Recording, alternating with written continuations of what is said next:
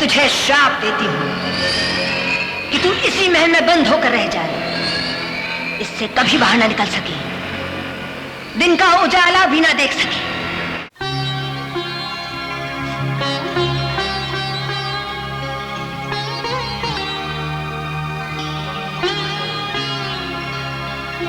कैसी लग रही हूं मैं आज?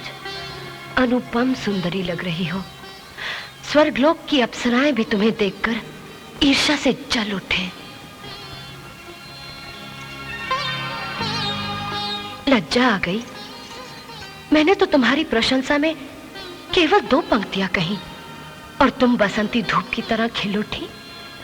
उस समय क्या होगा जब सूर्यवंशी विक्रम सिंह तुम्हारी सुंदरता के गुण गान करते करते एक महाकाव्य लिख देगा।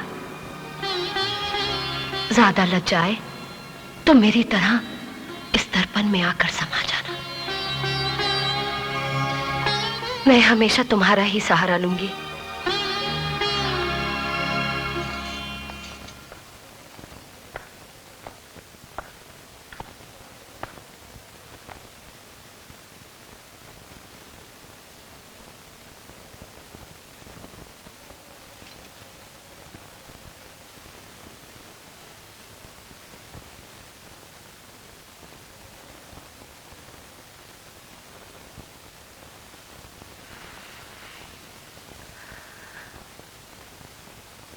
कितनी अधूरी थी मैं।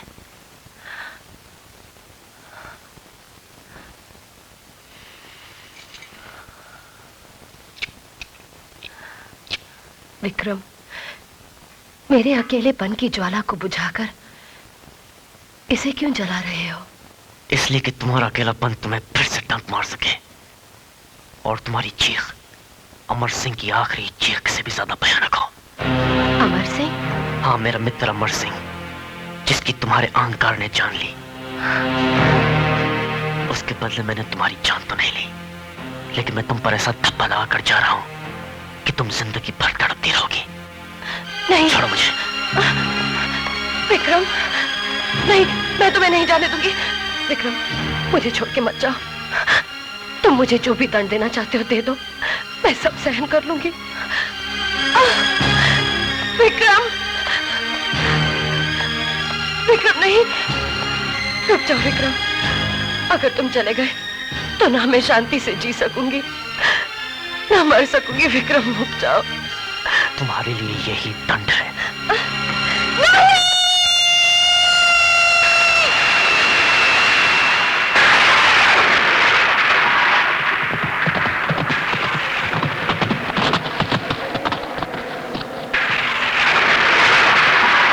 तुम्हारा यहां से जाना केवल महारानी का ही नहीं, इस राज्य का भी अपमान है। हम सूर्यवंशी गुरु की हत्या नहीं करते। हट जाइए रास्ते से। धनुषधारियों ने सूर्यवंशी विक्रम सिंह को घेर तो लिया, मगर उसकी आंखों की ज्वाला के सामने धनुषधारियों के धनुष एक एक करके खुद ब खुद गिर गए।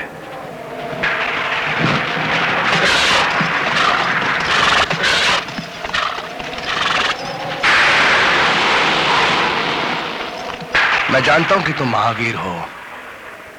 मैं तुम्हें अस्त्र शस्त्र से परास्त नहीं कर सकता, लेकिन मेरी मृत्यु तो मेरे वश में है। तुम्हें यहां से जाने के लिए मेरी लाश से गुजरना पड़ेगा।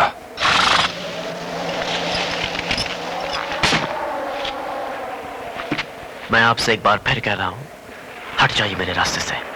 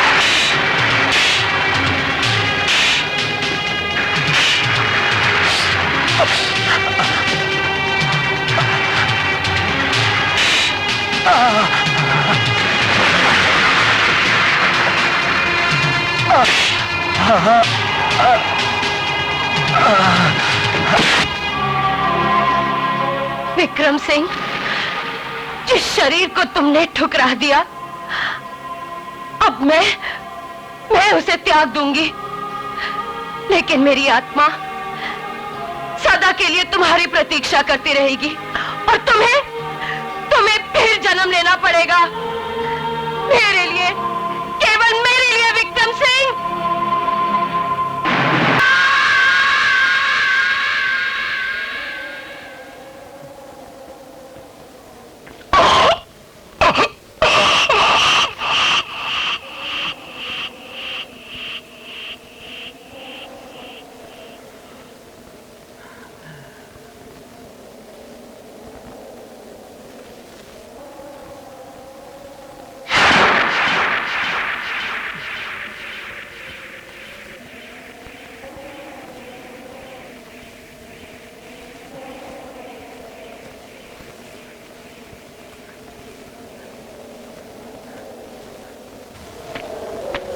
तुम मेरे हो, केवल मेरे। मैंने ये शरीर तुम्हारे प्रेम में त्यागा है, अब तुम दूसरा जन्म लोगे, मेरे लिए विक्रम सिंह, केवल मेरे लिए। हाँ, तुम दूसरा जन्म लोगे, मेरे लिए सूर्यवंशी। सूर्यरेखा, तुम मुझे कभी नहीं पा सकोगी। इस जन्म के बाद मैं दूसरा जन्म कभी नहीं लूंगा, कभी नहीं लूंगा,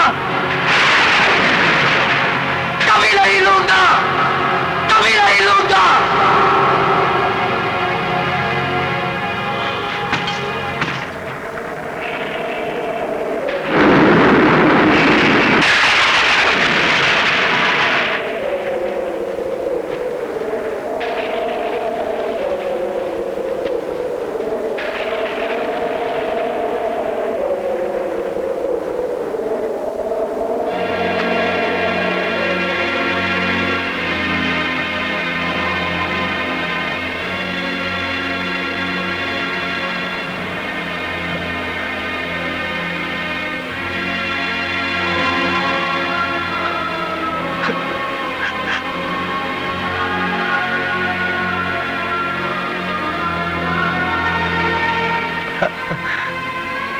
इतने बड़े ज्ञानी होकर आपको एक निर्दोष पर पीछे से वार नहीं करना चाहिए था, आपको मानव धर्म का पालन करना चाहिए था।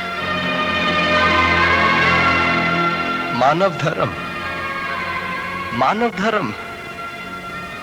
अगर मुझे मानव धर्म का पालन करना होता तो मैं उसी समय महारानी सूर्यलेखा की हत्या कर देता जब अमर सिंह मरा था।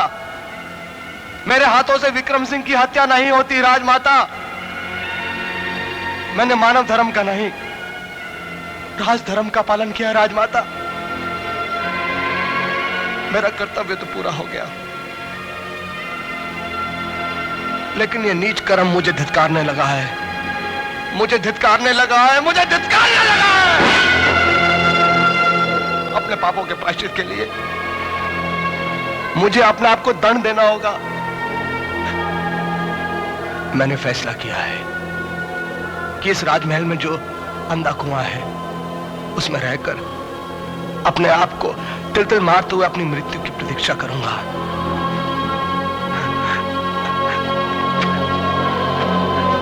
आप तो अपने पापों का प्रायश्चित कर लेंगे, परंतु उन लोगों का क्या होगा जो आपको राजगुरु कहते हैं? अगर मैं उनका राजगुरु हूं तो आप उनकी राजमाता हैं। आप ही की छूट के कारण राजकुमारी सूर्यलेखा इतनी जिद्दी और अहंकारी बनी।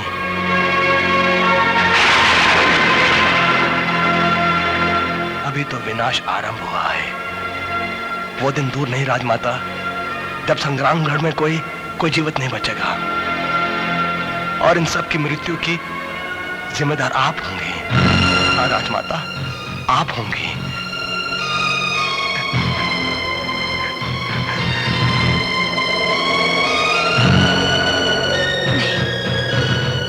नहीं, सूर्यलेखा, मैं जानती हूं तेरी आत्मा को शांति नहीं मिल रही, तू तड़प रही है, इसीलिए सब कुछ नष्ट करती जा रही है। मैं ऐसा नहीं होने दूंगी।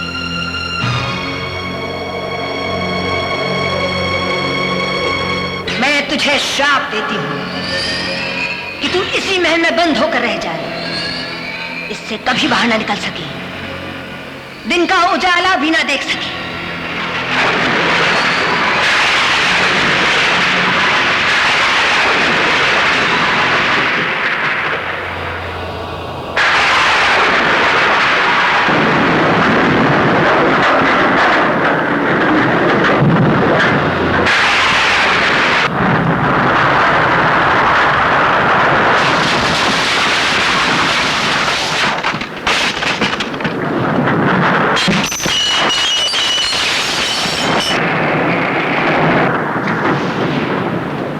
महल पृथ्वी की गोद में समा गया और सूर्यलेखा की आत्मा उस महल में बंद हो गई। पर इस भटकती आत्मा ने संग्रामगढ़ को नर्क की भट्टी बना रखा है और वो सूर्यवंशी की तलाश में भटक रही है।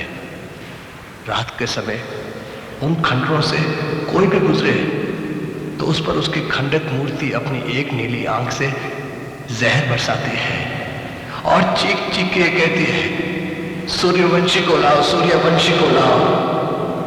उसकी ये तड़प संग्रामगढ़ वालों को ना तो जीने देती है और ना मरने देती है, और जब तक इसको शांति नहीं मिलेगी संग्रामगढ़ सुख की नींद नहीं सो पाएगा।